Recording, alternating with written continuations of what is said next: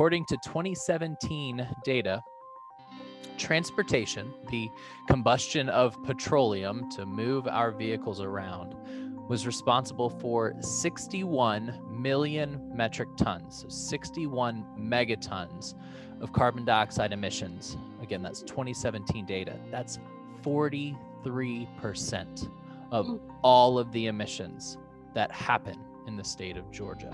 What Drawdown Georgia tries to do is to offer a hopeful vision of the opportunity, of the solutions and the potential that they have, not just in terms of carbon reduction, but across the board. So many benefits will come to Georgians if we're successful in scaling the 20 high-impact solutions. So the first solution within transportation is alternative mobility. And to get 1 megaton of carbon reduction would require us to eliminate 2.5% of vehicle miles traveled. The second solution, not surprising, electric vehicles. And if we replaced 250,000 gasoline-powered vehicles with electric vehicles, that would yield 1 megaton of carbon reduction. Number 3 is energy-efficient cars. And if we improve the fuel economy fleet-wide in our state by 3% for light-duty vehicles, that would result in 1 megaton reduction. Number 4 is energy-efficient trucks. And for this one, if we could reduce diesel fuel use in medium and heavy-duty trucks by 10%, we would see a 1 megaton reduction.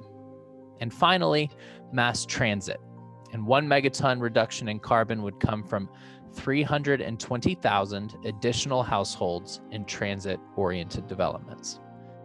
We've always wanted at the core of Drawdown Georgia to be an understanding of the systems in which we operate and how benefits can go far beyond the carbon and the financial considerations. And what it takes to actually scale these solutions, it's complex because it's rooted in multiple systems layered on top of each other. And I'm not sure that there's anybody better suited to speak to the complexities of our transportation system than Allie Kelly.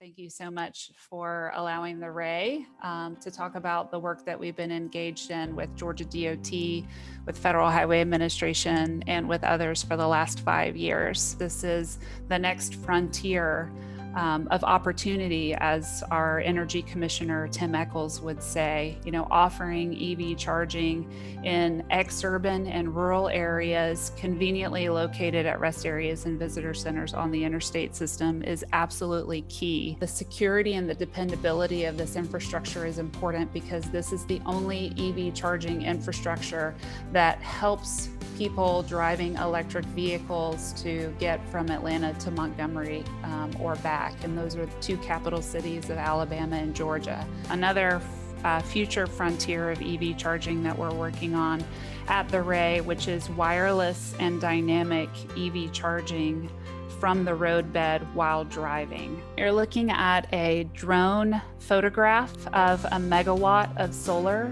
which was commercialized on the roadsides of the Ray earlier this year.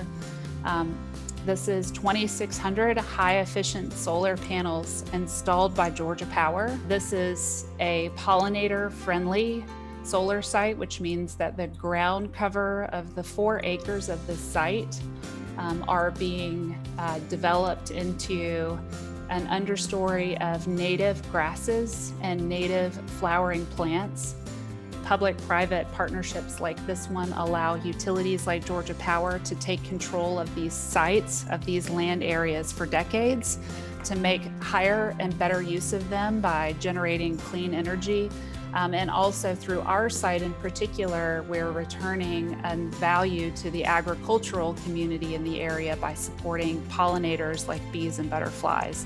The Ray announced and published with the University of Texas at Austin and the Weber Energy Group the nation's first mapping of the entire interstate system in the 48 contiguous states. We only looked at the exit areas, the diamond exits and the cloverleaf or circular exits in all 48 contiguous states on the interstate system. What we found from this study overall is that there are More than 52,000 acres available for solar development on our interstate system. The power equivalency of that, or the potential clean energy generation, is 36 terawatt hours per year of solar energy generation, which is enough to power 12 million electric vehicles every year. Also, we are at the RAY advocating for the roadsides to host and feature buried high voltage DC grid lines in order to connect our nation's abundant clean natural resources, wind and solar, with the coast to coast markets for demand for that energy. In fact, by 2030, conservative estimates are that we'll have over 18, nearly 19 million electric vehicles on the roads in the United States. And our current AC-oriented grid is underpowered and not immediately available to provide that power on our interstate highway system. But you will go to our website, which is theray.org. At our website under media, you will see the research that I've discussed. We're also very active on social media at therayhighway.org. We're on Facebook, Twitter, Instagram, and LinkedIn. Thank you, Allie. That was tremendous. I hope everyone enjoyed that whirlwind of what is happening. These things are amazing and they're real.